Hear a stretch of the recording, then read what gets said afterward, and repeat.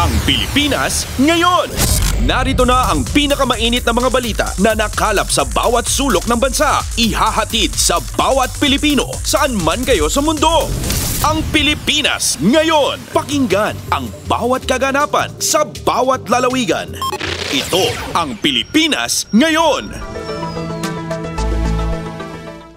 Magandang araw po sa ating mga tagapakinig. Welcome po ulit sa ating programang Ang Pilipinas Ngayon. Ito po ang inyong lingkod, Steph Vicente. Samahan niyo po ako sa kabuuan ng ating palatuntunan. Tulad ng dati, mapakikinggan pong ulat ng ating mga kapatid na himpilan sa probinsya, ang ating mga segmentong balitang negosyo at kalakalan, balitang sports at balitang artista, maging ilan sa mga pangunahing balita mula dito sa ating bansa. Yan po sa kabuuan ng ating palatuntunan, Ang Pilipinas Ngayon. Mga kaganapan sa Kamaynilaan at mga kalapit na lalawigan dito sa Ang Pilipinas Ngayon.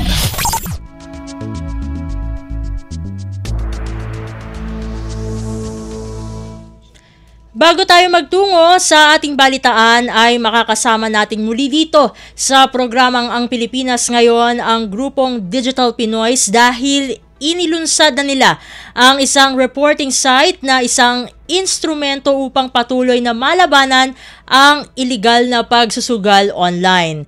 Kasama na natin sa linya ng komunikasyon ang national campaigner ng Digital Pinoys, walang iba kundi si Sir Ronald Gustilo. Sir Ronald, welcome po sa Ang Pilipinas Ngayon. Si Steph Vicente po ulit ito ng Radyo Pilipinas World Service. Hi Ma'am Steph, magandang tanghali po at magandang tanghali rin po sa ating mga taga-subaybay. Ayun, Sir Ronald, thank you po ulit for gracing our program. Ano po itong illegal online gambling reporting site na ito? Ano po ba yung proseso ng pag-report po gamit itong website na ito? Yes, no, itong ating reporting platform ay isang special na bahagi doon sa website ng Digital Pinoys kung saan ay pwedeng mag-report ng iba't ibang klaseng aktibidad na may kinalaman sa illegal online gambling, no? So, yung mga pwedeng i-report dyan, halimbawa, yung mismong link ng illegal gambling site, hindi kaya ay yung mga endorser ng illegal online gambling, at syempre, yung mga advertisement ng illegal online gambling, kasama dito yung ating mga natatanggap na mga mensahe sa inyong mga SMS o di kaya ay doon sa mga messaging platforms kagaya ng Viber, WhatsApp at iba pa, no? So, ang gagawin lang po nila, pupunta lamang po sila doon sa aming website, hanapin po nila report on illegal gambling. Pagkatapos po nun ay hihingan na po sila ng kanilang impormasyon. Ngayon, isa kong garantiya natin na ang lahat po ng kanilang mga report ay mananatili hong anonymous o hindi ho natin sila papangalanan once na isinabmit na ho natin ito sa kinaukulang ahensya ng ating pamahalaan. And speaking of that, Sir Ronald, kasi nasabi nyo nga po na i-make sure nyo na kumbaga ay anonymous yung mga magpapadala ng ulat po sa inyo. Paano pa po, ano po ba yung kumbaga yung pinaka-measure po, no? O pagsisiguro ng confidentiality ng mga mag-uulat po gamit ang inyong website? Well, syempre, una, yung nakakakita lamang ng database ay yung ating mga talagang mga although may mga volunteers, meron hong limitasyon sa kung ano ho ang kanilang makikita dito. Yun hong mga matatagal na ho nating kasama ho sa team ng sa core team ng Digital Pinoys ang nakakakita po ng mga sensitibong impormasyon kagaya ho ng email address at pangalan ho ng mga nag-report. Pero everything else, yun hong mga particular na report. Halimbawa ho ay yung mga link, halimbawa ho ay yung mga screenshot ng mga sumbong, ay ito lamang po yung ma-access ng ating mga volunteers. Ito naman po yung susunod po naming katanungan, Sir Ronald. Paano po mabe-verify yung mga report na isinesend po sa inyong illegal online gambling reporting site at sino-sino po ang inyong mga katuwang pagdating dito? Well, meron hong live list ang AGCOR na kung saan ay doon ho natin ito chine-check at Pagkatapos ho nun, pagkatapos ho natin i-verify doon sa listahan ng PAGCOR, isinasubmit ho natin ito sa Cybercrime Investigation and Coordinating Center sa pangunguna ni Yusek Aboy Paraiso at saka po sa Department of Information and Communications Technology sa pangunguna ni Secretary Henry Aguda. No? So sa kanilang end, meron din ho silang gagawing verification. So parang dalawang level ho yan ng verification. Verification ho sa end namin para masiguro ho na wala ho kaming mali na isasubmit, and at the same time, verification ho sa end ng mga ahensyang ito para masiguro na hindi rin naman nila matitake down yung mga lisensyado na online gambling site. Sir Ronald, gaano po kahalaga na may ganito na tayong platform na lalaban sa illegal online gambling dahil pwede nating masabi na isa itong game changer, kumbaga sa paglaban sa illegal na pagsusugal online? Well, napakahalaga po, no? Kasi una, pinapadali po niya yun hong pagre-report ko sa ating ating mga kababayan, ano? And at the same time, meron ho tayong mekanismo para masiguro din ho na ito po ay na-actionan ng ating mga katuwang na ahensya, no? So ang isa ho kasing hindrance ng ating mga kababayan sa pagre-report, una, parang nahahassle sila kapag magre-report sila kasi either hindi nila alam kung tama ba yung kanilang pinuntahan para mag-report o di kaya ay pakiramdam nila hindi na-actionan. Well, sa bahagi ho ng Digital Pinoys at ng CICC at ng DICT ay talaga ho meron ho tayong pagkakaunawaan sa isa't isa na a-actionan ho natin ang mga reklamong ating hong dinudulog sa kanilang tanggapan. Sir Ronald, meron na lamang po ba kayong paalala sa ating mga kababayan na gustong mag-report po, no, sa inyong grupo patungkol nga po sa illegal online gambling? Well, syempre sa ating mga kababayan, wag po nating tangkilikin yung mga illegal na online gambling sites, ano? Ito po ay lubhang napakadelikado, hindi lamang dahil may potensyal na hindi nyo makuha yung inyong napanalunan, kundi dahil pwede rin ho kayong ma-scam. So, ang paalala ho natin, wag na ho tayong tumangkilik dyan at atin ho silang isumbong. At doon na lang kung talaga hong nahihirapan na ho kayong umiwas sa pagsusugal, meron ho tayong mga programa katuwang ang ating pamahalaan para ho sa mga kababayan natin na nagnanais ho mag-recover sa kanilang addiction sa pagsusugal. And with that po, maraming salamat po muli, Sir Ronald, sa pagsama niyo po sa amin dito sa Ang Pilipinas Ngayon. Sa ulitin po at mabuhay po kayo.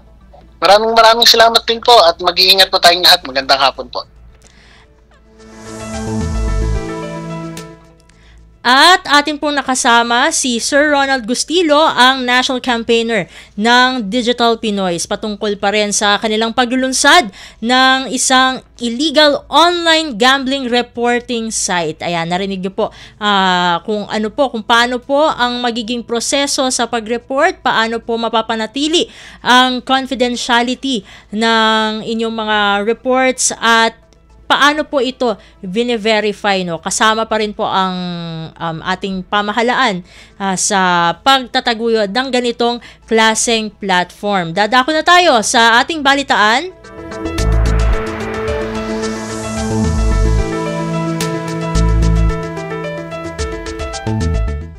Sa mahalagang balita, ipinag-utos ni Pangulong Ferdinand R. Marcos Jr. ang full sweep o malalimang paglilinis sa buong ahensya ng Department of Public Works and Highways o DPWH dahil sa maanumalyang flood control projects. Dahil dito, pinag-courtesy resignation ni DPWH Secretary Vince Dizon ang lahat ng opisyal ng DPWH mula sa matataas na posisyon hanggang sa district level. Ayon kay Dizon, simula pa lamang ito ng pagtalima sa atas ng Pangulo. Hindi po magkakaroon ng ganitong klaseng mga proyekto kung walang kakuntsaba sa loob ng DPWH. Si DPWH Secretary Vince Dizon. Kumpleto, detalyadong balitaan, di papahuli sa mahahalagang kaganapan. Kamustahin ang inang bayan, ang Pilipinas Ngayon. Samantala, habang buhay nang hindi makakapasok sa proyekto ng gobyerno ang mga contractor na ilalagay nila sa blacklist dahil sa maanomalyang flood control projects. Inanunsyo ni Department of Public Works and Highways o DPWH Secretary Vince Dizon na sa isasagawa nilang malalimang investigasyon sa flood control projects, lahat ng contractors na sangkot sa ghost projects o sa mga substandard na mga proyekto agad na ilalagay sa blacklist. Tiniyak ni Dizon na hindi lang basta pangalan ng kumpanya ang kanilang sisiyasatin, kundi ang tunay na nagmamay-ari ng kumpanya para hindi sila makaligtas sa blacklisting. Mag-i-impose po ako ng lifetime blacklisting ban immediately kapag ang isang project ng isang contractor ay ghost o napatunayang substandard. Wala na po itong proseso, wala nang investigasyon, automatic po blacklisted for life ang contractor na yan. DPWH Secretary Vince Dizon. Pasada ng mga balita mula sa Pilipinas para sa mga Pilipino saan man sa mundo. Ang Pilipinas Ngayon. Sa iba pang mga balita, bukod sa mabablacklist ng gobyerno, posible pang bawian ng lisensya ang mga contractor na sangkot sa irregularidad sa mga public work project. Ayon kay Department of Public Works and Highways o DPWH Secretary Vince Dizon, hindi lang dapat matatapos ang reforma sa blacklisting. Aniya, dapat magkaroon ng buong pagbabago sa Philippine Contractors Accreditation Board o PCAB. Apart from yung blacklisting, pati yung lisensya, pwede din po yan.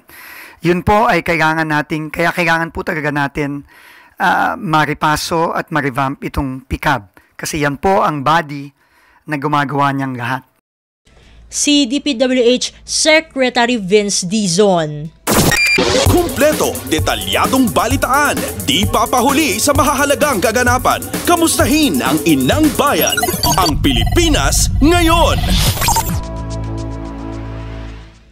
Samantala, hindi lamang mabablacklist at posibleng mawalan ng lisensya, makakasuhan pa ang mga contractor na sangkot sa ghost at substandard na flood control projects. Ayon kay Department of Public Works and Highways o DPWH Secretary Vince Dizon, hindi na kailangan ng mahabang investigasyon sa oras na makumpirma na wala talagang proyekto o substandard ito. Sabi ni Dizon, isusumite nila sa binuong independent body ni Pangulong Ferdinand R. Marcos Jr. para magsampa ng karampatang kaso. Kapag ang isang project ng isang contractor ay ghost o napatunayang substandard, wala na po itong proseso, wala nang investigasyon, automatic po blacklisted for life ang contractor na yan. At syempre, may kaakibat din pong kaso yan. Si DPWH Secretary Vince Dizon. Pasada ng mga balita mula sa Pilipinas para sa mga Pilipino saan man sa mundo. Ang Pilipinas Ngayon.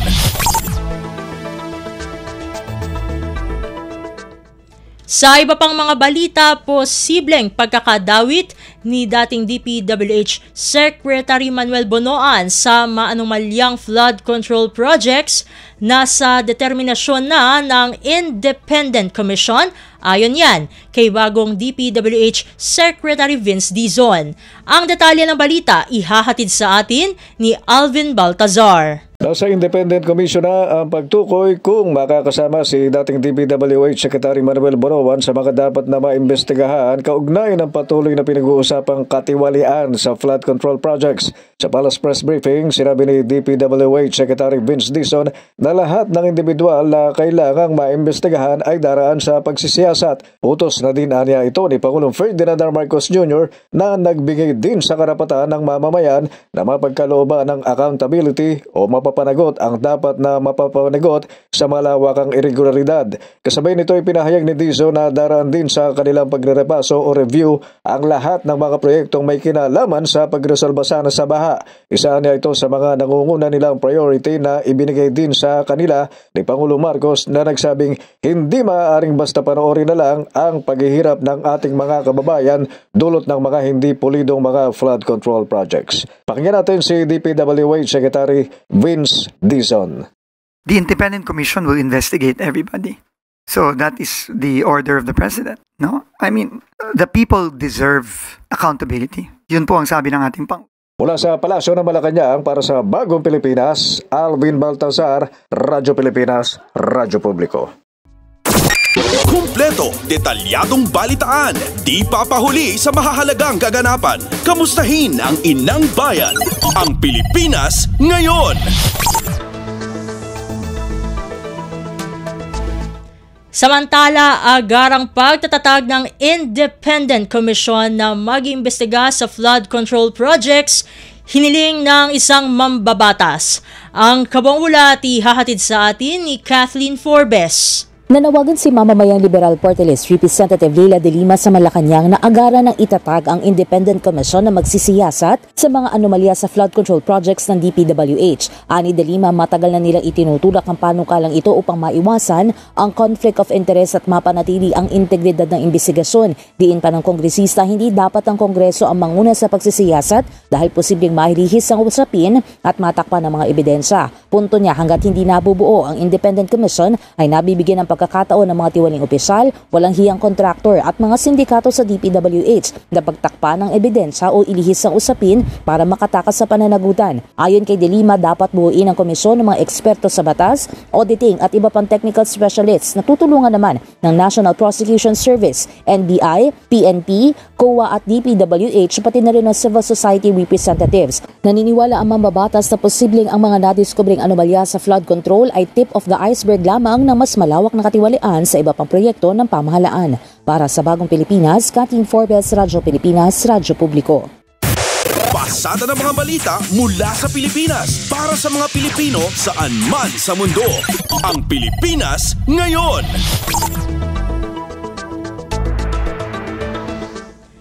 Samantala, siyam na kumpanyang pagmamay-ari ni Sara Diskaya sabay-sabay nakakapag-bid sa iisang proyekto ng gobyerno. Pagdadivest ni Diskaya sa iba nilang kumpanya na kwestiyon. Ang detalye ng balita ihahatid naman sa atin ni Nympha Asuncion. Nagisa si dating Pasig City mayoral candidate at kontraktor na si Sara Diskaya sa naging pagdinig ng Senate Blue Ribbon Committee. Sa Senate inquiry, naungkat na may mga pagkakataong sabay-sabay na nakakapagbidding sa iisang proyekto ng gobyerno ang siyam na construction companies na kanyang pagmamay-ari. Binigyang diin ni Senate President Pro Tempore Jinggoy Estrada na hindi matatawag na totoong bidding kung iisa lang ang may-ari ng kumpanyang naglalaban-laban. Itinanggi naman ni Diskaya na mayroon siyang anumang kaugnayan sa mga ghost projects o koneksyon sa mga opisyal ng DPWH. Bagamat giniiti ni Diskaya na nag-divest na siya sa ibang mga kumpanya at sa isang construction firm na lang siya konektado sa ngayon, ay napag-alaman pa rin sa Senate inquiry na tumatayo pa rin siyang Chief Finance Officer o CFO ng ilan sa mga kumpanya nila. Pinunto ni Senador Jinggoy na ang mga may-ari ng ilan sa mga kumpanya ni Diskaya ay konektado sa kanyang mga kaanak o kaya ay empleyado. Kaya naman hindi kumbinsido ang mga senador na nag-divest na talaga siya sa iba pa nilang mga kumpanya. Una nang sinabi ng COA na tinatapos na lang nila ang fraud audit sa mga flood control projects at posibleng ngayong buwan ay makapagsasampa na sila ng mga kaso sa mga sangkot sa mga maanumalyang proyekto. Mula Senado para sa Bagong Pilipinas, Nympha Asuncion, Radyo Pilipinas, Radyo Publiko. Kumpleto, detalyadong balitaan, di papahuli sa mahahalagang kaganapan. Kamustahin ang inang bayan, ang Pilipinas ngayon. Sa iba pang mga ulat, hanay ng Philippine Contractors Accreditation Board hindi lusot sa balasahan sa gitna ng anti-corruption drive ng Marcos administration.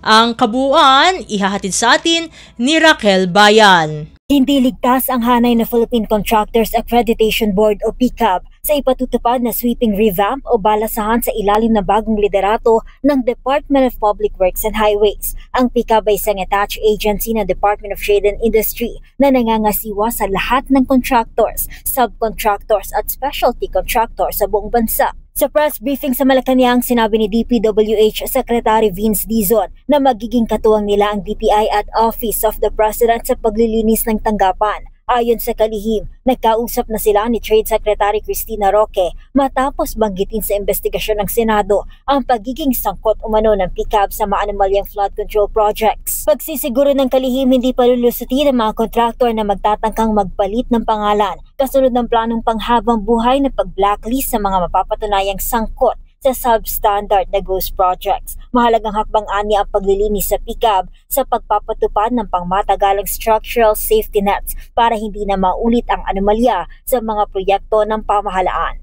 Kasi po ang PICAB ang nag-certify, ang nag-accredit, ang nagsasabi ito AA, AAA, A, quadruple A. Pero nakita naman natin, may isang contractor, quadruple A, pero 250,000 lang ang paid up capital. Parang medyo imposible naman po ata yun. So kailangan to lahat ayusin. Lahat to kailangan baguhin.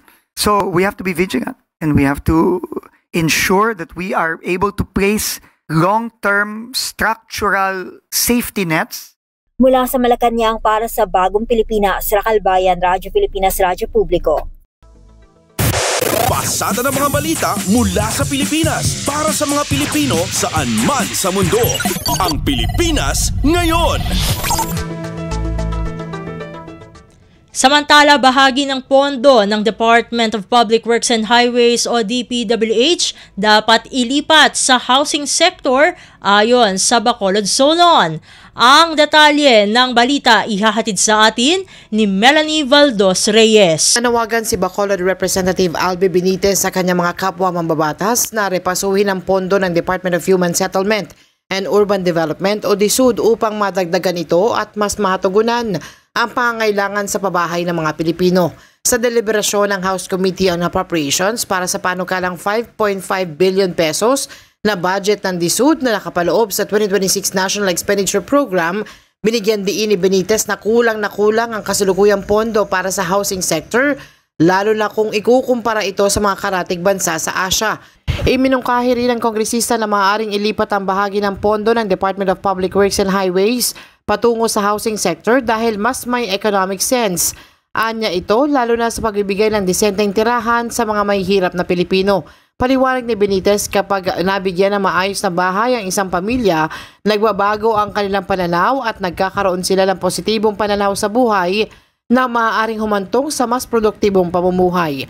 Narito ang pahayag ni Bacolod Representative Albi Benitez. So that is my position actually, that there should be more funds being given to the housing department because it makes economic sense, one, and mas marami po tayo natutulungan. Because once we give a house or a home to every Filipino family, nag-iiba po ang mindset at ang kanilang hanapbuhay or pagkabuhay nila. So, Mr. Chair, I think maybe we can review the budget being allocated sa ating DSUD, no? And I have actually mentioned that maybe some of those projects in DPWH can be transferred to the housing industry because it doesn't just make economic sense, it also makes a lot of sense. Para sa Bagong Pilipinas, Melanie Valdos Reyes, Radyo Pilipinas, Radyo Publiko.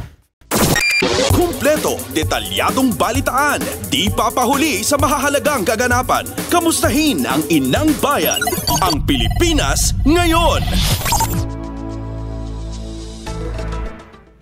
Sa iba pang mga ulat, flood control contractors, inisyuhan na ng Letter of Authority ng Bureau of Internal Revenue o BIR. Ang kabuong ulat, ihahatid naman sa atin ni Mary Ann Bastasa. Kasabay ng pag-usad ng pagdinig sa Senate Blue Ribbon Committee, kaugnay ng mga manomalyang flood control projects ay tuloy-tuloy na rin ang pagsisiyasat ng Bureau of Internal Revenue o BIR sa mga kinukustyong kontraktor sa mga naturang proyekto. Pinangunahan mismo ni BIR Commissioner Romilo Maggi Jr. ang pag-i-issue ng Letter of Authority sa mga flood control contractor na present sa Senate Blue Ribbon hearing kahapon.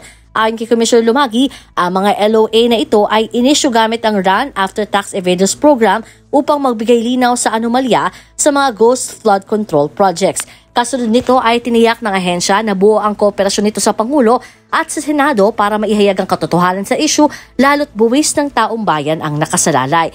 Una nang sinabi ng BIR na magsasagawa ito ng tax fraud audits at titiyakin na lehitimo at kayang tumupad sa obligasyon sa buwis ang mga binibigyan ng otoridad. Mula sa BIR para sa Bagong Pilipinas, Meren Bastasa, Radyo Pilipinas, Radyo Publiko. Pasada ng mga balita mula sa Pilipinas para sa mga Pilipino saan man sa mundo. Ang Pilipinas ngayon. Samantala, pinatiyak mismo ni Pangulong Ferdinand R. Marcos Jr. na maibabahagi at makararating sa iba't ibang panig ng bansa ang impormasyon ukol sa Turismo Ascenso Loan Program. Ayon kay Pangulong Marcos, mahalaga na mabigyan ng oportunidad ang mga micro, small, and medium enterprises o MSMEs sa sektor ng turismo na lumago at umunlad pa.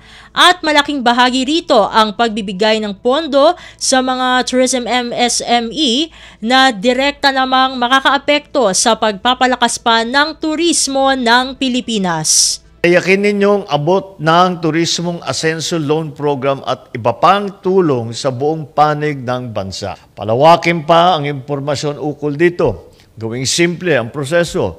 At tiyakin na maraming MSMEs ang makikinabang, lalo na ang mga nasa malalayong lugar. Si Pangulong Ferdinand R. Marcos Jr. Kumpleto, detalyadong balitaan, di papahuli sa mahahalagang kaganapan. Kamustahin ang inang bayan, ang Pilipinas ngayon. Sa iba pang mga balita, iginiit ni Trade Secretary Cristina Roque na magiging mas madali na ang proseso ng Turismo Ascenso Loan Program. Bukod sa mga pinasimpleng requirements at mas mabilis na pagproseso, may mga pagpipilian ang mga loan applicant. Itinagda rin ng Small Business Corporation o SB Corp ang flexible payment ng loan upang hindi mahirapan sa pagbabayad ang mga MSME, bukod pa ito sa maliit lang na interest sa loan. We need to really help the industries also, especially the MSMEs. We came from a pandemic and we also are coming from a lot of challenges in our country. So, importante talaga is for the MSMEs to grow, especially in the tourism business. But how can they grow if they don't have funding or financing? So, the DTI SB Corporation is here for them. They can actually go to sbcorp.gov.ph and check what different loans that they can avail, especially those that are in the tourism business. Si Trade Secretary Cristina Roque. Pasada ng mga balita mula sa Pilipinas para sa mga Pilipino saan man sa mundo. Ang Pilipinas ngayon. Samantala, binigyang din naman ni Tourism Secretary Cristina Frasco na hindi tumitigil ang pamahalaan upang magbigay ng mas maraming benepisyo at programa para sa buong sektor ng turismo ng bansa. Kabilang ang pagpapaangat ng kalidad ng kabuhayan ng mga tourism worker at pagpapalakas pa sa iba't ibang tourism stakeholders. Gumagawa po tayo ng mga programa sa pamamagitan ng mga collaboration sa iba't ibang mga government agencies para naman po mapaabot natin sa ating mga kababayan yung tulong ng gobyerno. And with this Turismo Ascenso Loan Program, tinitingnan natin na tourism will continue to fulfill its role as a reliable source of livelihood para sa ating mga kababayan and of course, a stabilizer of our nation's economy. Si Tourism Secretary Cristina Frasco. Kumpleto, detalyadong balitaan, di papahuli sa mahahalagang kaganapan. Kamustahin ang inang bayan, ang Pilipinas ngayon.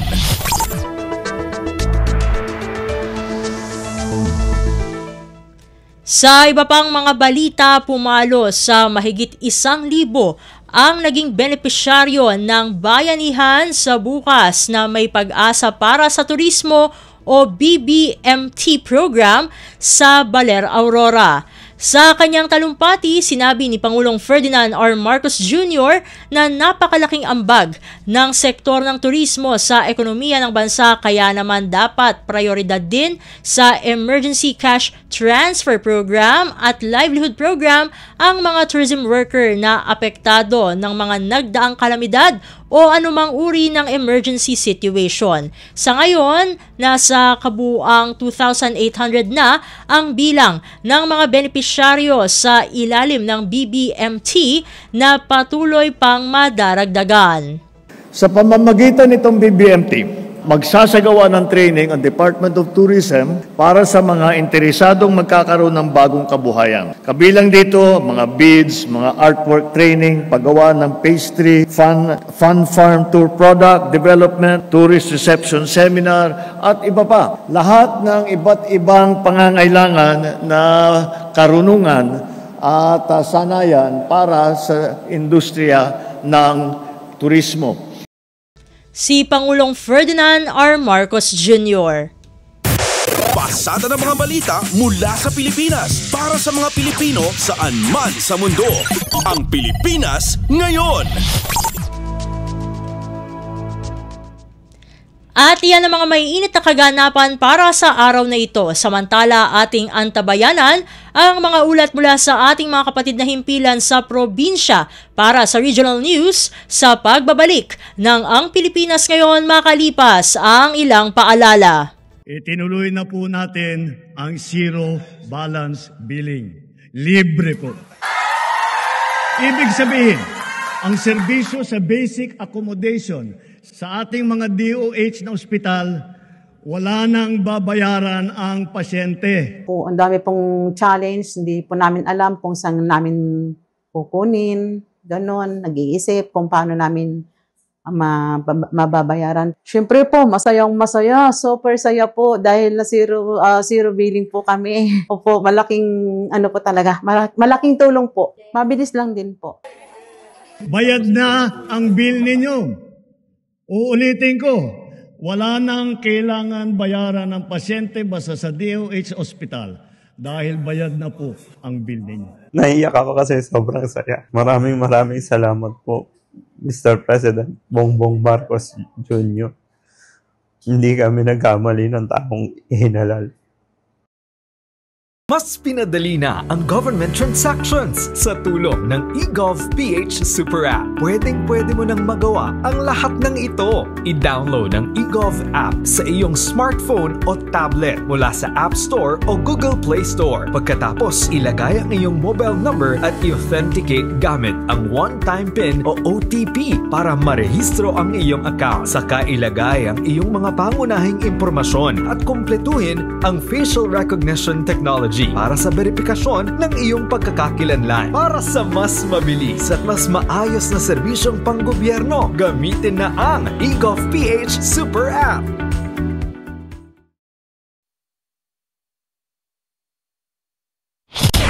Balita mula sa lalawigan sa bawat rehiyon ng ating bayan. Dito sa Ang Pilipinas Ngayon. Nagbabalik na po ang ating programang Ang Pilipinas Ngayon at narito na ang bugso ng ating mga regional news. Dumako muna tayo sa Luzon. Department of Trade and Industry o DTI nagpaalala sa mga tindahan na ibigay ang eksaktong sukli ng consumer. Ang kabuang ulat ihahatid sa atin ni Rani Dorilag mula sa Lawag. Pinalagipan ti Department of Trade and Industry Ilocos Norte Provincial Office dagiti aglaklako nga ited nga husto ti supli dagiti consumer. Segon kini Consumer Protection Division Head Dominador Alberto, naisaguday dayto iti RA 10909 wenno No Share Changing Act of 2016 na may pawil ti agited ti kurang nga supli ken agisupli iti dulse. Kunan ni Alberto ang masapul paya bilangin ti kahera ti may supli sakbay nga ited iti consumer. Inbatad pa ni Alberto, ang masapul nga dati na ipaskil a pamalagip a nasken a maited nga eksakto ti supli. Kastamet ti pakdaar akid dawen ti customer iti eksakto a supli. Inayon Alberto ang mapatawan dagiti aglabsing iti multa 5 pesos wenno 3% iti katukad iti gross sales a pagmulta para iti first offense. Ti second offense ket multa a 5,000 pesos wenno 5% iti gross sales. Third offense ket 7,000 pesos wenno 7% iti gross sales ken masuspenso iti 3 bulan ti lisensya ti pagtagilakwan. Ken iti fourth offense ket 25,000 pesos wenno katukad iti 10% iti gross sales ken maribukar ti lisensya ti pagtagilakwan. Mula Radyo Pilipinas Lawag, Rani Durilag para sa Radyo Pilipinas World Service. Balita mula sa lalawigan sa bawat rehiyon ng ating bayan. Dito sa Ang Pilipinas Ngayon. Inyong napakinggan ang ulat ni Rani Dorilag mula sa Lawag. Puntahan naman natin ang Agoo. Pinangunahan ng Department of Trade and Industry o DTI sa La Union ang pagbubukas ng Laing La Union 2025 na nagtatampok sa galing ng mga Ilocano bilang bahagi ng pagdiriwang ng Creative Industries Month. Narito si Albert Kawile para sa balita. Indaluan ti Department of Trade and Industry La Union ti Laing La Union 2025 bitikal man Setyembre 1 apang rugyan ti Creative Industries Month. Tinasong aktibidad nga daytan iti may kaduatawan ket mangrambak kadagiti creative sector ti La Union kas iti audiovisual media, digital interactive media, creative services design, publishing and printed media, performing arts, visual arts, traditional cultural expression ken cultural sites. Iti sidong ti tema We Are a Creative Nation. Itampok ti pasamak ti panagparnuay kas maysa amang tignay iti panagbalbaliw ken panagduras iti komunidad. Nakipaset dagiti artista ken stakeholders. Iti ceremonial community painting amang simbolo iti panagkaykaysa ken nabingbingay a sermata. Maitunos ti Laing La Union 2025 iti Philippine Creative Industries Month. Amang itantandudo kadagiti creative industries kas napatag iti cultural ken ekonomiko abuya ti pagilyan. Akas sagudayen iti Republic Act 11904 wenno ti Philippine Creative Industry Development Act. Suportaran ti DTI dagiti lokal nga industriya ti panagparnuay babayan iti panagsanay, programa ti upskilling ken financial at tulong amang patahod iti panagduras iti ekonomiya ken sangalubungan a panagsasalisal. Dagiti industriya ti panagparnuay ket dakkel ti maitulong da iti panagrangay ti ekonomiya, panagpartuat ti trabaho ken kultural a kinasiasino amang pasaya ti nalukneng a bilag ken kultural a diplomasya ti pagilyan. Ti parparigta ti DTI ti panakipaset iti panangipakita iti epekto ti creative industries iti masakbayan ti pagilyan. Manipod RP Ago, Albert Kawile para ti Radyo Pilipinas World Service. Balita mula sa lalawigan sa bawat rehiyon ng ating bayan. Dito sa Ang Pilipinas Ngayon. Inyong napakinggan ang ulat ni Albert Kawile mula sa Agoo. Dakoy naman natin ang Kabisayaan. Tutors at Youth Development Workers o YDWS sa Eastern Visayas nakatanggap ng training grants mula sa Tarabasa Program ng Department of Social Welfare and Development o DSWD.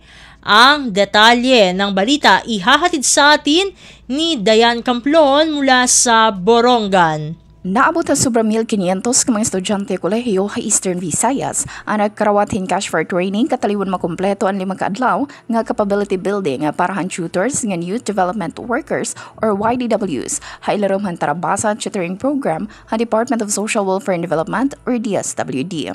Pinangunahan ng DSWD ang serihan payout sa tunuring nga semana ng Agosto. Din kinarawat hintig 2,100 pesos at tun kada beneficiaryo base ha daily minimum wage hariyon 8. Hani nga tuig 2025 ang ahensya na kigsumpayan haunong mga state universities and colleges hariyon sugad ha Northwest Samar State University, Leyte Normal University, Eastern Visayas State University Main Campus, EVSO Ormoc Campus, ng City College of Ormoc. Ang mga college students sa nasabing eskwelahan gineploy como tutors ng YDWs para magdumara hin reading tutorials ha mga struggling o non-readers incoming grade 2 pupils. Sugad man, magbuhat hin nanay tatay sessions ha mga kag-anak-han learners. Tikang Didia Syudad Han Borongan, Dayan Camplona para Radyo Pilipinas World Service. Balita mula sa lalawigan sa bawat rehiyon ng ating bayan. Dito sa Ang Pilipinas Ngayon. Inyong napakinggan ang ulat ni Dayan Camplon mula sa Borongan. Dumako naman tayo sa Sogod. Women's Association sa bayan ng St. Bernard, Southern Leyte, nakatanggap ng livelihood support mula sa Department of Labor and Employment o DOLE. Ang kabuang ulat ihahatid naman sa atin ni Ria Mikate. Nakadawat og livelihood support gikan sa Department of Labor and Employment kung DOLE ang asosasyon sa kababayenan sa lungsod sa St. Bernard, Southern Leyte. Partikular niini ang marginalized farmers sa Barangay Malinaw. Nasairan sa Radyo Pilipinas pinaagi sa lokal nga pagamahanan nga mikabat sa kapin 385,000 pesos ang kantidad sa mga ekipo farm input nga gigahin sa ahensya alang sa hog raising of vegetable farming and livelihood projects sa asosasyon. Gilauman nga makatabang kini sa pagpauswag sa panginabuhian sa mga miyembro sa asosasyon. Nunot niini, mapasalamato ng LGU St. Bernard sa suporta nga gihatag sa DOLE sa lungsod. Angin masairan nga ang maong inisyatibo kabahin sa padayon nga programa sa DOLE sa paghatag og oportunidad sa mga kababayan sa komunidad. Balita gikan sa Radyo Pilipinas sugod kini si Ria Mikati para sa Radyo Pilipinas World Service. Balita mula sa lalawigan sa bawat rehiyon ng ating bayan. Dito sa Ang Pilipinas Ngayon. Inyong napakinggan ang ulat ni Ria Mikate mula sa Sogod. Dakuy naman natin ang Mindanao. Department of Agriculture o DA Region 10 pinalakas ang negosyo ng mais ng kooperatiba sa pamamagitan ng bagong hauling truck. Ang detalye ng balita ihahatid sa atin ni Theza Aureliana Uwano mula sa Cagayan de Oro. Sa usa ka lakang aron mapaligo ng value chain sa mais sa probinsya, ang Department of Agriculture Regional Field Office 10 mitunol og usa ka 5 metric ton na hauling truck ngadto sa Migkawayan Tribal Agricultural Cooperative bag-uhay pa lamang. Ang 2.57 million nga truck gipondohan pinaagi sa DA10 Corn Program ubos kana sa Agricultural Machinery Equipment Facilities and Infrastructure Support Services. Gilauman na makapadako kini sa pag-ayos sa operasyon sa kooperatiba gikan sa produksyon, pagproseso, pagbaligya, pagpamaligya o pagkonsolida. Ang MTAC nga gilangkuban sa 370 ka mga miyembro nga nagkantidad og 300 ka hektarya gilauman na makabenepisyo sa dugang nga logistic. Gikan dinhi sa Cagayan de Oro City, kini sa Theza Aureliana Uwano para sa Radyo Pilipinas World Service. Balita mula sa lalawigan sa bawat rehiyon ng ating bayan. Dito sa Ang Pilipinas Ngayon. Inyong napakinggan ang ulat ni Theza Aureliana Uwano mula sa Cagayan de Oro. Puntahan naman natin ang Zamboanga. Mga pamilyang naapektuhan ng pagbaha sa Zamboanga City nakatanggap ng tulong mula sa lokal na pamahalaan. Narito si Bless Eboyan para sa balita. Nakadawat og tig 25 ka kilo nga sako sa bugas ang mga pamilyang nabahaan sa Tumaga, Zamboanga City tungod sa pag-ulan nga nahitabo kaniadtong minglabay nga semana. Gipanguluhan kini ni Mayor Kimer Olaso diin personal nga miadto sa Barangay Hall sa Tumaga aron motambong sa pagpang-apod-apod nga gihimo sa City Social Welfare and Development Office o CSWDO. Gibana-bana nga mukabat sa 407 ka pamilya ang naapektuhan sa pagbaha gikan sa nagkalain-laing parte sa mismong barangay. Nakigiusa si Mayor Olaso uban sa mga pamilya nga naapektuhan ug nagpasalig nga buhaton sa kagamhanang lokal ang tanan aron matabangan ang mga nanginahanglan.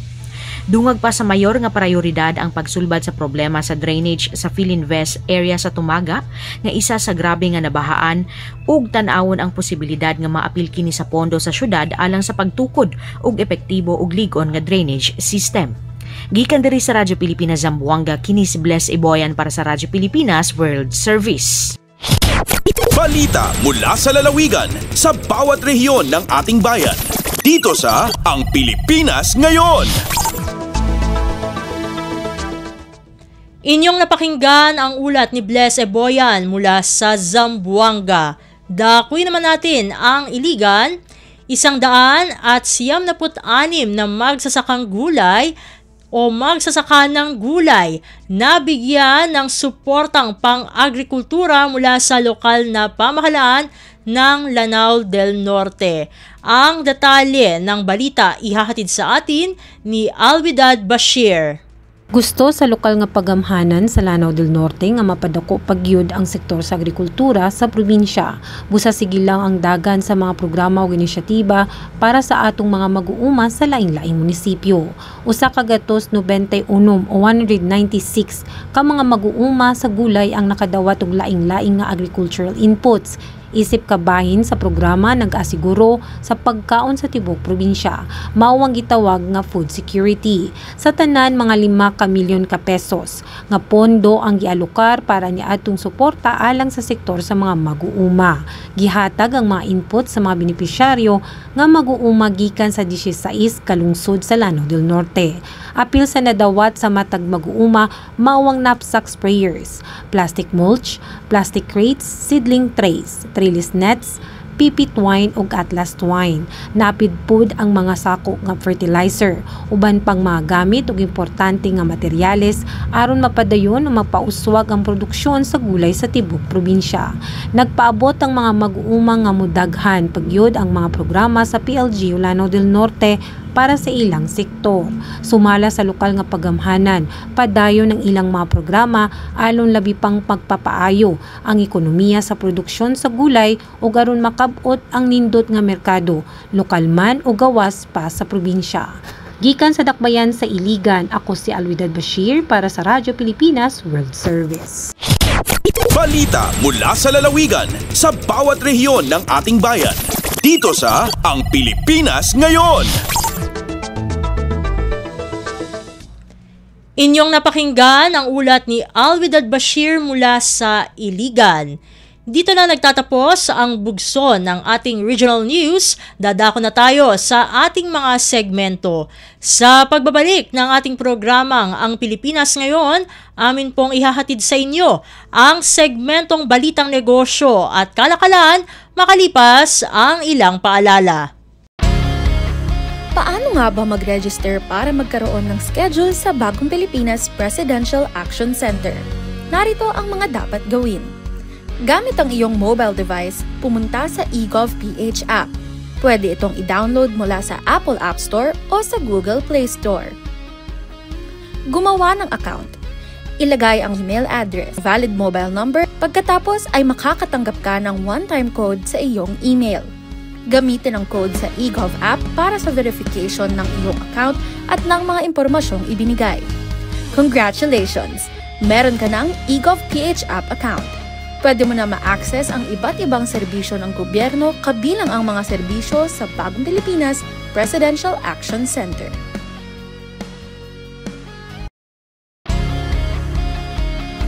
Garantisadong solusyon at aksyon ang handog sa iyo ng Bagong Pilipinas Presidential Action Center.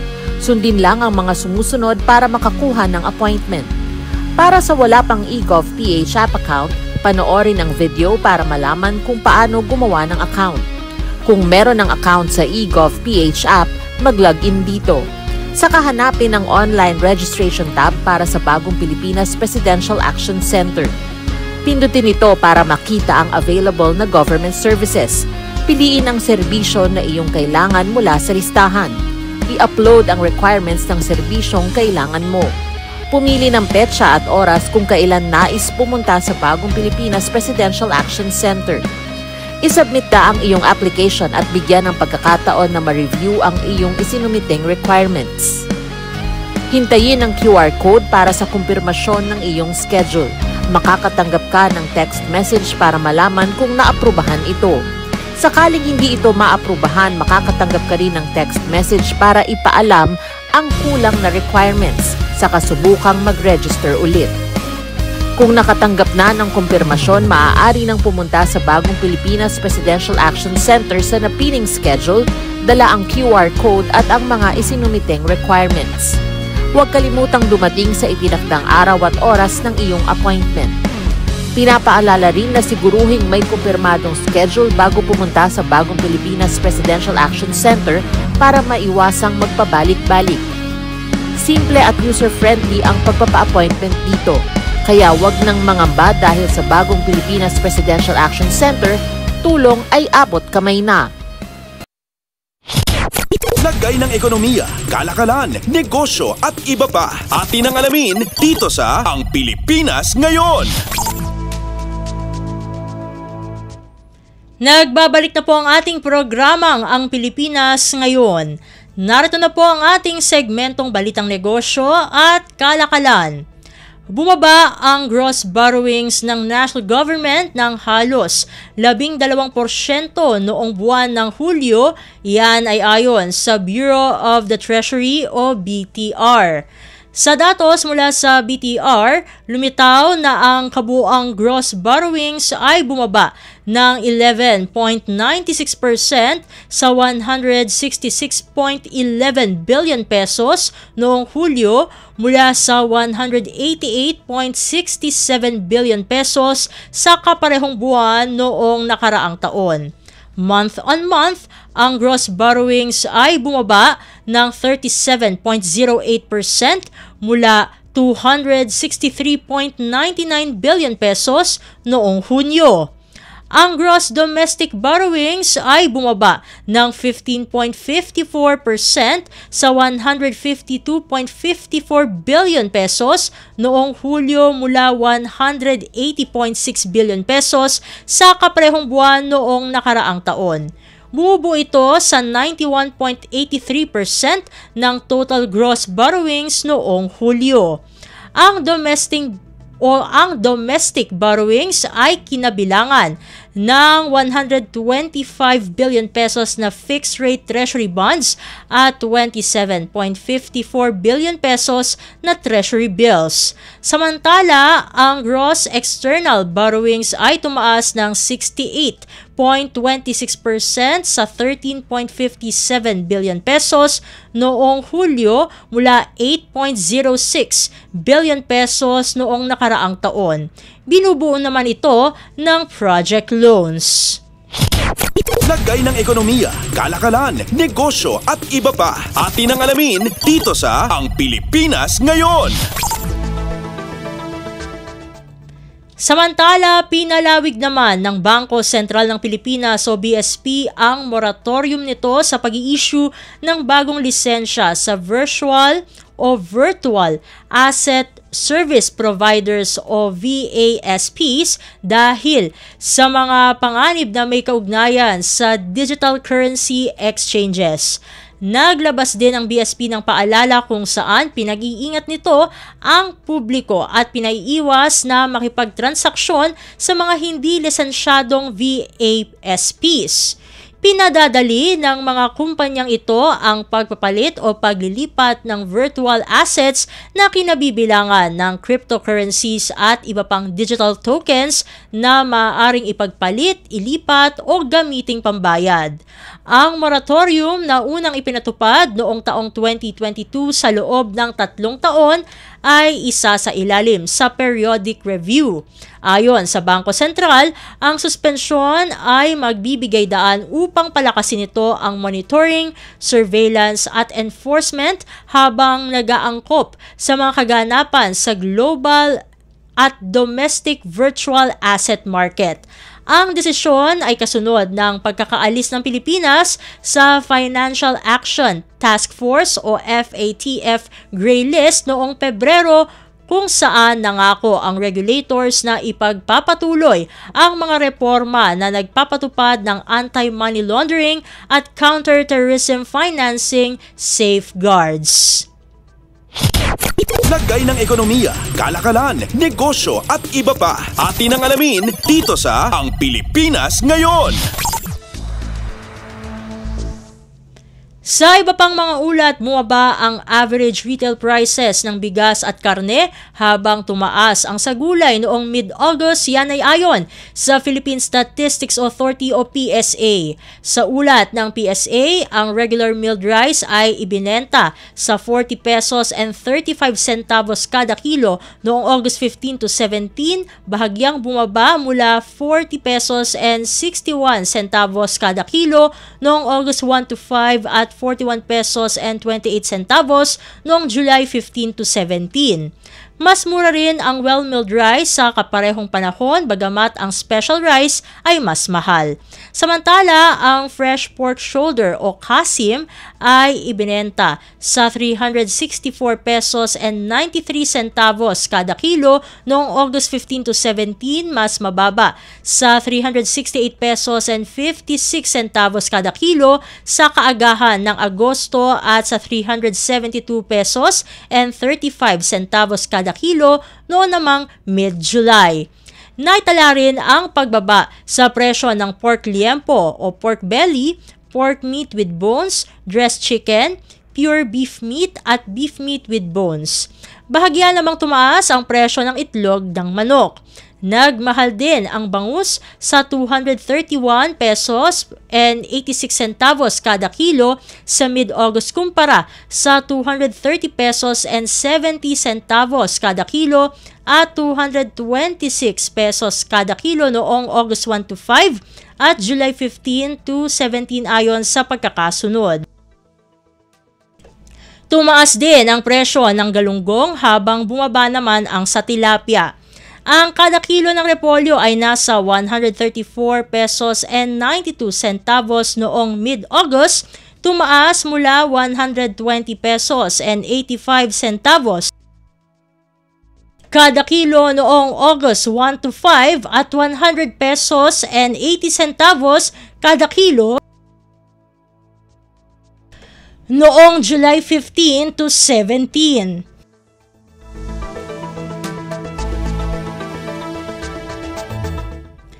Ang iba pang gulay tulad ng carrots, talong, Baguio beans, native petchay, tomato at white potato ay nagmahal din.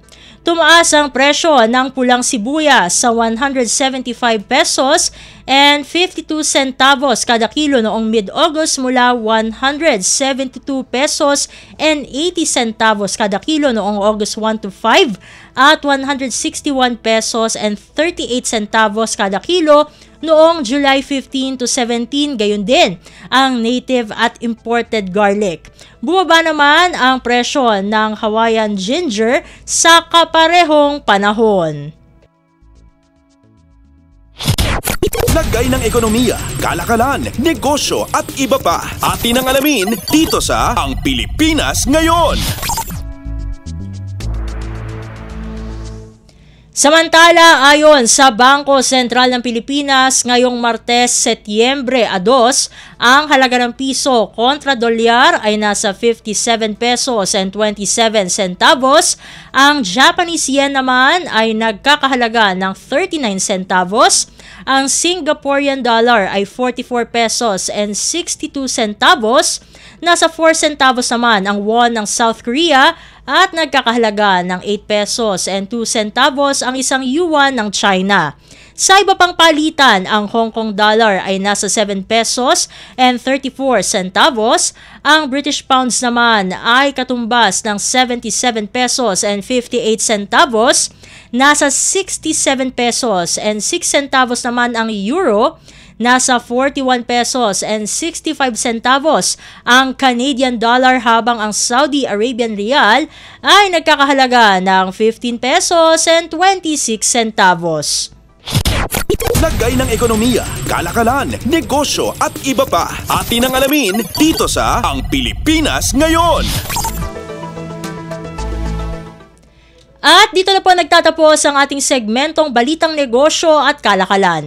Sa pagbabalik ng Ang Pilipinas Ngayon, masusubaybayan nyo na po ang ating segmentong Balitang Sports na ihatid sa atin ng ating kasamang si Leo Magpayo makalipas ang ilang paalala. Huy, nabiktima ka na ba ng fake news sa panahon ng digital media? Learn how to spot fake news. Check the source. Kung di legit, dapat magduda. Check the purpose. Informative or troll post at clickbait lang. Check the ownership. Mapagkakatiwalaan ba ang pinagkukuhanan nito? Check the time and date. Baka naman outdated na yung news na yan, ha? SPOT. Together, let's spot fake news. Tiyakin ang katotohanan, fake news ay labanan. A friendly message from PCO, DepEd, CHED, DSWD, DILG, PBS at Radyo Pilipinas. Updates at pinakahuling mga usapin sa mundo ng palakasan. Atin ang pakinggan dito sa Ang Pilipinas Ngayon.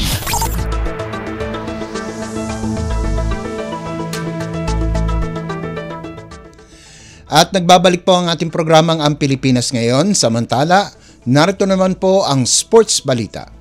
Nagsanipuwersa sina Luisito Pascual at Prince Carreño sa hulihan para trangkuhan ang Gilas Pilipinas Youth sa isang 65-60 panalo laban sa Indonesia sa 2025 FIBA Under-16 Asia Cup na ginanap nitong Lunes sa M-Bank Arena sa Mongolia. Naipasok ni Carreño ang kanyang 2 free throws bago naipasok ni Pascual ang isang triple sa gilid galing sa pasan ni Travis Pascual kung saan ginawa nilang 6 na puntos ang kalamangan, may 35 segundo na lamang ang nalalabi sa laban. Nakumpleto naman ni Gali Putra Karisma ng Indonesia ang isang 3-point play para matapesan ang kalamangan sa 63-60, may 14.8 segundo na lamang ang natitira sa laro. Sinelyohan naman ni Carreño ang panalo para sa Pilipinas pagkarang ipasok niya ang bola mula sa isang offensive rebound galing sa nagmintis na free throw ni Ethan Tanchi.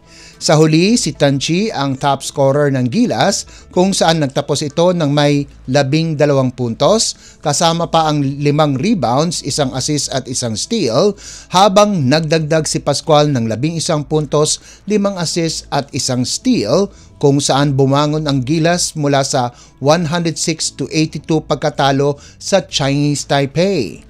Nagambag naman si Anduele Cabanyero ng 10 markers, 5 boards at 4 na steals at nakalikom naman si Carreño ng 6 na markers, 6 na rebounds, 3 blocks at 1 assist. Napaganda ng koponan ni head coach L.A. Tenorio ang kanilang record sa 1-1 sa Group B habang bagsak sa 0-2 ang Indonesians. Susunod na mga kalaban ng Gilas Youth ay ang undefeated New Zealand ngayong Martes. Updates at pinakahuling mga usapin sa mundo ng palakasan. Atin ang pakinggan dito sa Ang Pilipinas Ngayon.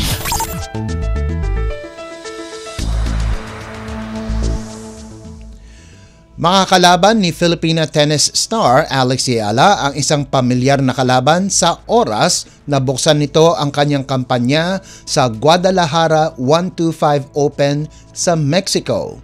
Napili si Arian Hartono ng The Netherlands bilang kalaban ni Ayala sa unang round ng torneo na tatakbo mula Setyembre 1 hanggang 6. Pumasok ang 20 anyos na si Ayala sa torneo bilang isang wildcard at second seed habang si Kamila Rakimova ng Russia ay ang top seed sa torneo. Natalo ni Ayala ang lahat ng 3 engkwentro niya kay Hartono. Unang tinalo ni Ayala ang Dutch player noong 2023 bago kunin ang 2 pang panalo ngayong taon kasama na ang pinakahuli nilang laban na ginanap sa Bengaluru, India, kung saan nanalo siya sa score na 6-2 at 6-1. Kasalukuyang nasa World Tennis Association o WTA number 187 si Hartono habang nasa number 75 si Ayala. Ang pinakamataas na ranking na nakamit ng 29 anyos na si Hartono ay number 135 habang si Ayala ay umabot sa number 56. Kakagaling lamang ni Ayala sa isang makasaysayang kampanya sa 2025 US Open kung saan siya ang kauna-unahang Pilipinong player na nanalo ng singles match sa isang Grand Slam event. Updates at pinakahuling mga usapin sa mundo ng palakasan. Atin ang pakinggan dito sa Ang Pilipinas Ngayon.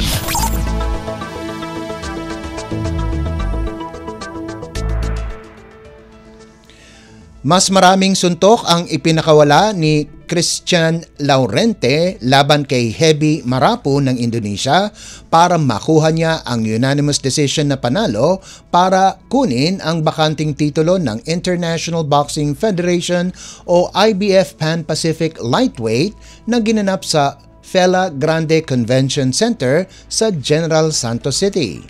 Nakuha ng 25 anyos na kaliwete ang regional belt sa harapan ng kanyang mga kababayan pagkaraang mas maraming puntos ang ibinigay sa kanya kontra sa Indonesian sa kanilang 10-round bout kung saan lahat ng tatlong hurado ay ibinigay sa kanya ang laban sa mga score na 100-90, 99-91 at 99-91.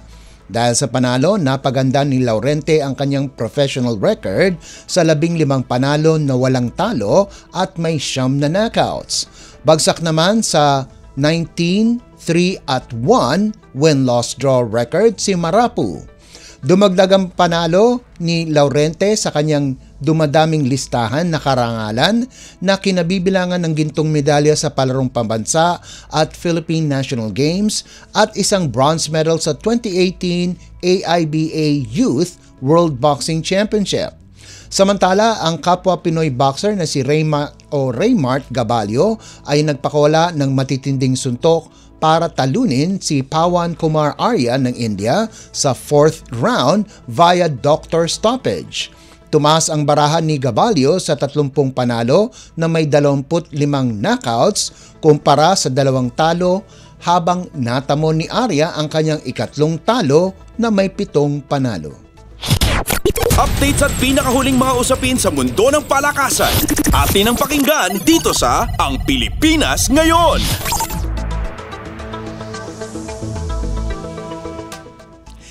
Inaantay na lang ang pag-aproba ng PBA Board of Governors ang pagkuha ng Pure Blends Corporation sa prangkisa ng Northport franchise.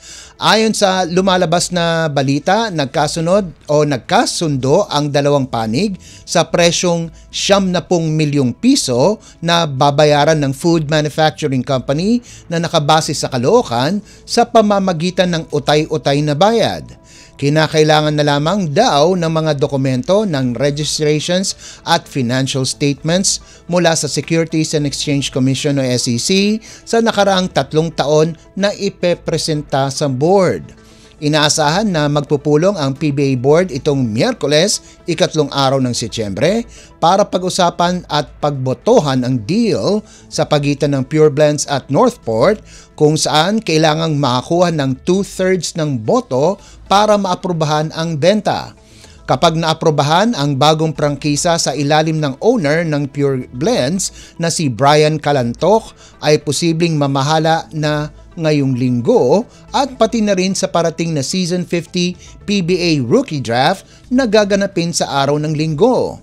Hindi pa nasisiwalat kung ano ang magiging pangalan ng panibagong koponan, subalit mananatili sa kanilang poder ang mga players na mayroon pang kontrata katulad ni na Calvin Abueva, Joshua Munzon, Cade Flores, Evan Neal, Fran Yu at James Kwekuteye.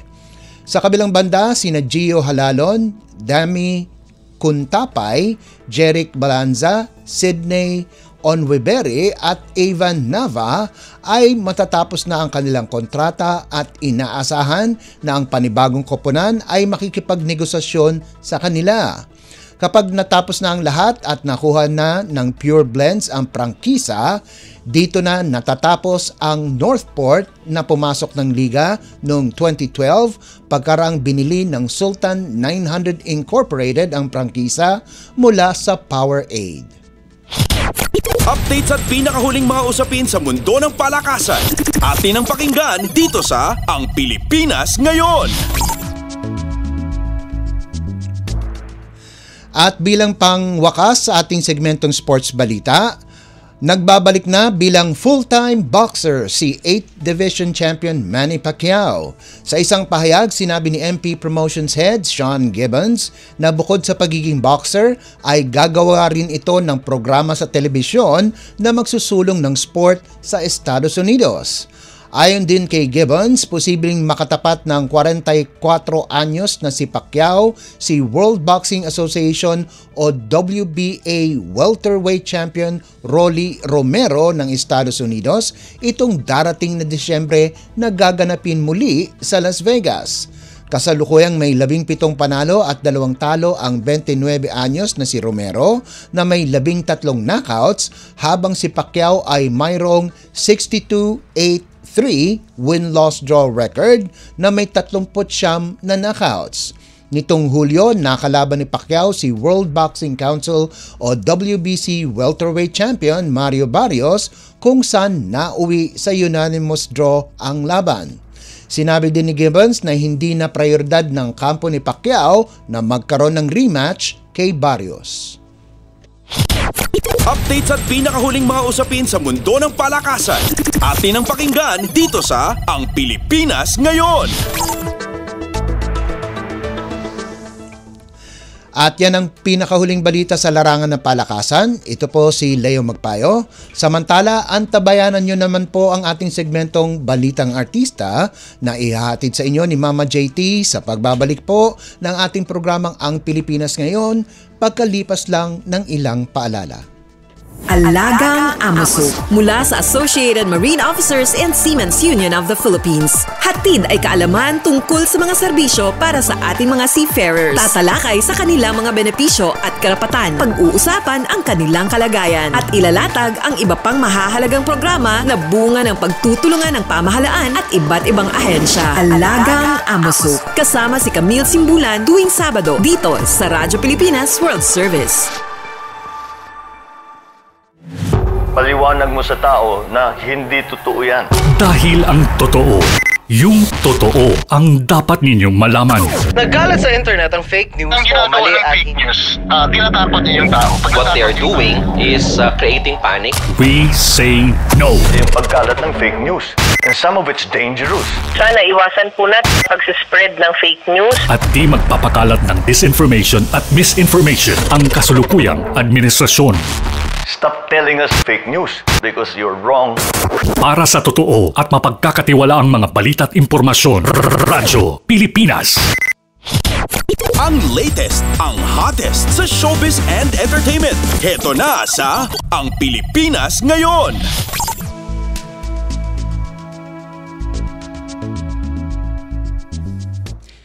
Nagbabalik po ang ating programang Ang Pilipinas Ngayon. At halo, magandang araw sa ating mga chismoso at chismosang nag-aabang ng mga trending na balita sa mundo ng showbiz. Ito na ang ratsyada ng ating mga chika. Maglalayag na patungong Oscars ang pelikula ni Lav Diaz na Magellan. Ayon sa anunsyo ng Film Development Council of the Philippines o FDCP sa kanilang Facebook page, ang Magellan ang magiging pambato ng Pilipinas sa ika-78 edisyon ng Academy Awards o mas kilala sa tawag na Oscars.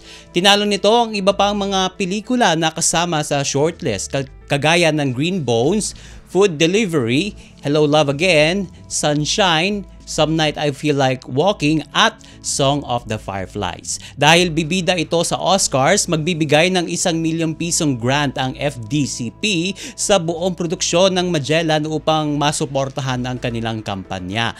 Ayon naman kay Paulo Villaluna, ang Director General ng Film Academy of the Philippines, kinonsidera nila sa pagpili ang artistic and technical excellence, kung paano nito sinasagisag ang Filipino values and culture at ang refleksyon nito sa lipunan bukod sa international appeal nito.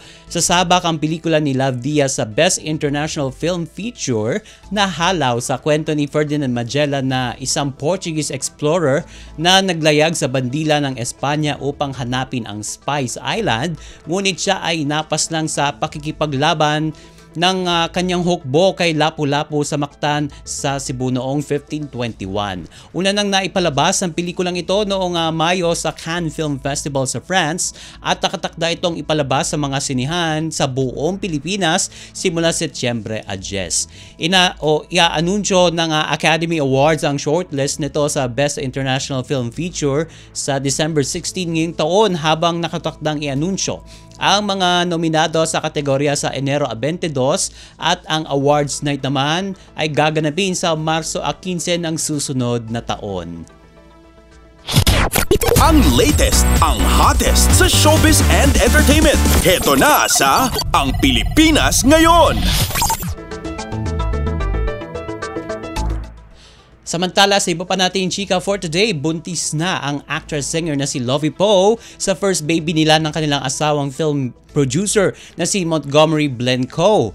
Ibinahagi ito ni Lovie sa pamamagitan ng kanyang pictorial para sa isang sikat na clothing brand na kanyang ine-endorso. Kita nga roon ang kanyang baby bump. Mababasa sa caption ng Instagram post niya na "This is what it means to truly love your body inside and out" na nakatag sa kanyang account.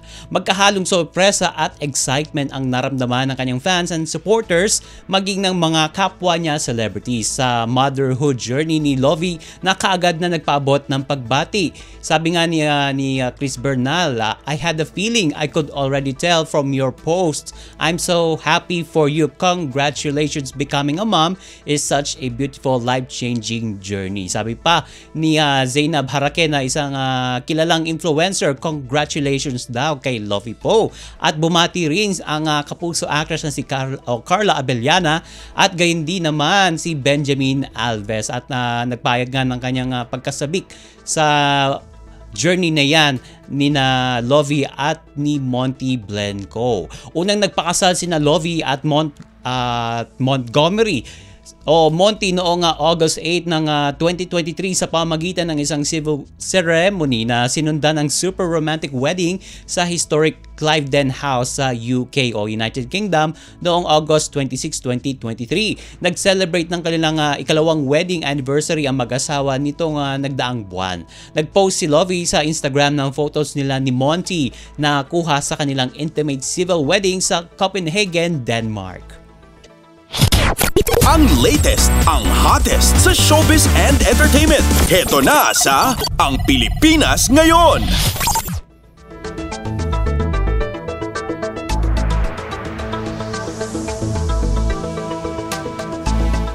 Kung si Lovie ay expecting mother, ito namang susunod nating storya ay hindi lang isa kundi isinilang na ang pangalawa niyang anak. At ito nga August 17 ay nanganak na ang actress at TV host na si Colleen Garcia Crawford, ang asawa ng international Filipino artist na si Billy Crawford.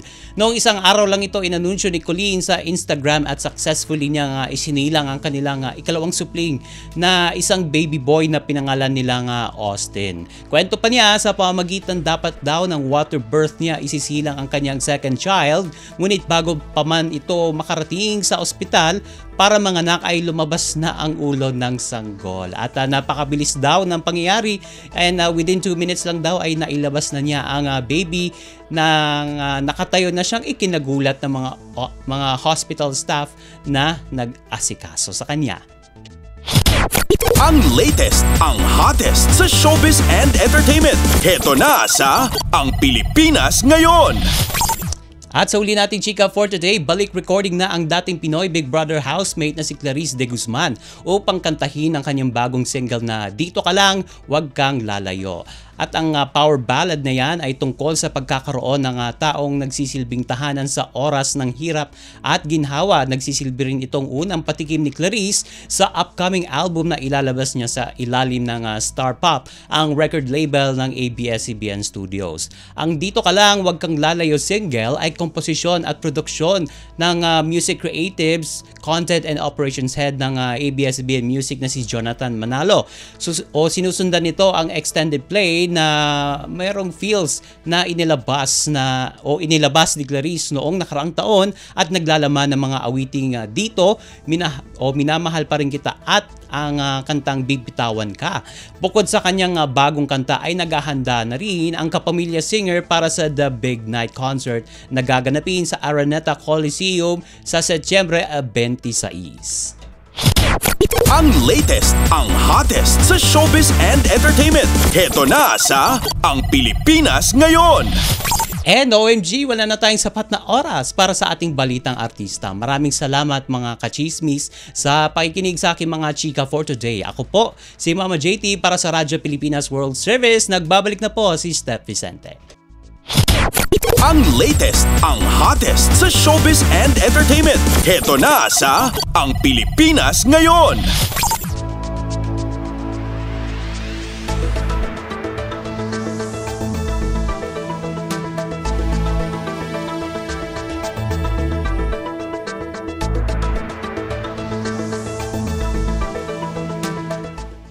At inyo pong napakinggan ang ating segmentong Balitang Artista. Yan po ang kabuuan ng ating programa para sa araw na ito.